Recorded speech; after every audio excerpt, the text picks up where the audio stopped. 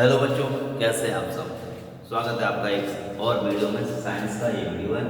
यहाँ हम लोग इस वीडियो में सीखने वाले हैं दर्पण का सूत्र।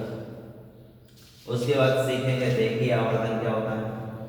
उसके बाद सीखने वाले हैं एफ तथा आर में संबंध। यदि आपको ये चीज़ें सीखनी है, ये 12th में भी है यही सेम, और ये 10th में भी है, दोनों क्लास में ही है।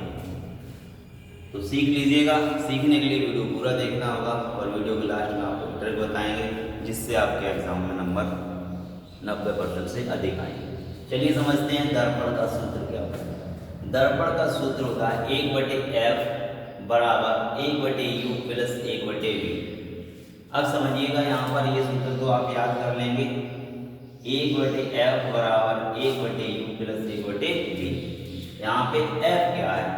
f होता है बच्चों फोकस दूरी। क्या होता है? फोकस दूरी। f को बोलते हैं फोकस दूरी। फोकस दूरी क्या होती है? ध्रुव से फोकस तक की दूरी को फोकस दूरी कहते हैं। u क्या है?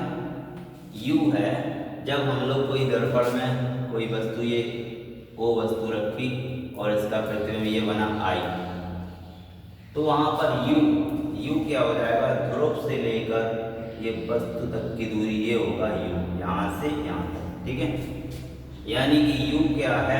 u हो जाएगा बेटा ध्रुव से वस्तु तक की दूरी।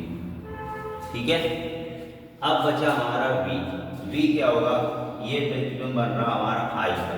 ठीक है, तो ध्रुव से लेकर I तक की दूरी यानी कि प्रतिबिंब तक की दूरी वो बच्चों हो जाएगी v क्या हो जाएगा? दर्पण के ध्रुव से कहाँ तक की दूरी? प्रतिबिंब तक की दूरी, है ना। प्रतिबिंब तक की दूरी। तो जब ये चीजें आप समझ लोगे, क्वेश्चन आएगा सॉल्व करने के लिए, सवाल आएगा इस सूत्र से, तो आपको ये ध्यान से रखनी पड़ेगी। u क्या है, f क्या है, v क्या है। अब हम लोग समझते हैं रेखीय आवर्धन क्या होता है। तो रेखीय आवर्धन को m से प्रदर्शित करते हैं। m बराबर आपका सूत्र हो जाएगा I/O। I क्या है? प्रतिबिंब की लंबाई। O क्या है? वस्तु की लंबाई। तो रेखीय आवर्धन की परिभाषा ऐसे बन सकती है, प्रतिबिंब की लंबाई तथा वस्तु की लंबाई के अनुपात को रेखीय आवर्धन कहते हैं। फिर से समझिएगा, प्रतिबिंब की लंबाई तथा वस्तु की लंबाई के अनुपात को रेखीय आवर्धन m कहते हैं। तो यहाँ पर समझ लेते हैं, I क्या है बच्चों? प्रतिबिंब, है ना। प्रतिबिंब की लंबाई, कितना लंबा प्रतिबिंब है? 2 सेंटीमीटर, 5 सेंटीमीटर, ये होगा प्रतिबिंब। ठीक है, O क्या है बच्चों? O है वस्तु की लंबाई। वस्तु की लंबाई। यहीं पे इसी सूत्र को ऐसे लिख सकते हैं, m बराबर h'/h। h' क्या है? I की जगह है, यानी कि प्रतिबिंब की लंबाई कह दो या ऊंचाई कह दो। और O क्या है? वस्तु की लंबाई कह दो या वस्तु की ऊंचाई। ऊंचाई क्यों बोल सकते हैं? क्योंकि ऊंची रखी है। लंबाई भी बोल सकते हैं इसको नाप के। तो ये आपके ऊपर है, आप ये से लिखो कि ऐसे लिखो, दोनों एक ही बात है। लेकिन इसी को हम लोग लिख सकते हैं -v/u। m बराबर -v/u भी लिख सकते हैं। ठीक है, अब v क्या है और u क्या है? यहाँ लिख दिया है। u है ध्रुव से वस्तु तक की दूरी, और v है ध्रुव से प्रतिबिंब तक की दूरी। ठीक है, तो u और v जो यहाँ है इस सूत्र में, वही यहाँ है। अब हम लोग समझते हैं f तथा r में संबंध। f बच्चों होता है फोकस दूरी, r होता है वक्रता त्रिज्या। इसमें संबंध का मतलब सूत्र, f तथा r का सूत्र। तो संबंध का मतलब क्या होता है बच्चों? सूत्र होता है। ठीक है, तो क्या सूत्र बनता है f और r का? f बराबर r/2। तो यहाँ से इसकी परिभाषा भी आप निकाल सकते हो। जब किसी संख्या में 2 का भाग लगाएं तो उसे आधा कहते हैं। जब किसी में 2 का भाग लगाएं तो क्या कहते हैं?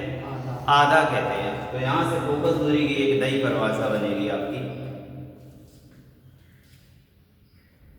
त्रिज्या का आधा क्या होता है, फोकस दूरी f होता है। तो एक नई परिभाषा आ गई, वक्रता त्रिज्या के आधे को फोकस दूरी f कहते हैं। ये परिभाषा भी लिख सकते हो अगर फोकस दूरी की परिभाषा आ जाए तो। इसका भी यूज हम लोग सवालों में करेंगे। जैसे बच्चों आपके लिए क्वेश्चन बोलते रहे, आपको कमेंट में आंसर इसका लिखना है। क्वेश्चन देखो क्या है, ठीक है, किसी दर्पण की वक्रता त्रिज्या r है ना 14 सेंटीमीटर, कितनी है 14 सेंटीमीटर है। तो उस दर्पण की फोकस दूरी f का मान क्या होगा। ऑप्शन ए है 10 centimetre, option B 7 centimetre, option C 1 centimetre. तो इन ए बी सी में से एक आंसर सही है, उसका जवाब आपको लिखना है। क्वेश्चन मैं रिपीट कर देता हूँ, किसी दर्पण की वक्रता त्रिज्या r और आकार 14 सेंटीमीटर है, उसकी फोकस दूरी f क्या होगी। इस सूत्र का उपयोग करके आपको ए बी सी में से एक आंसर सही है, वही आपको कमेंट में ज़रूर लिखना है। आशा है बच्चों आप सीख रहे होंगे और बहुत ही अच्छे नंबर लाएंगे। तो मैंने वीडियो के शुरू में कहा था आपको एक ट्रिक बताएंगे। ट्रिक क्या है, ट्रिक यही है, बस हमारे साथ जुड़े रहिएगा। जब आपके एग्ज़ाम होंगे तो आपको बहुत ही इंपॉर्टेंट क्वेश्चन दिए जाएंगे, वही आपके एग्ज़ाम में आएंगे। तो मिलते हैं बच्चों नेक्स्ट वीडियो में।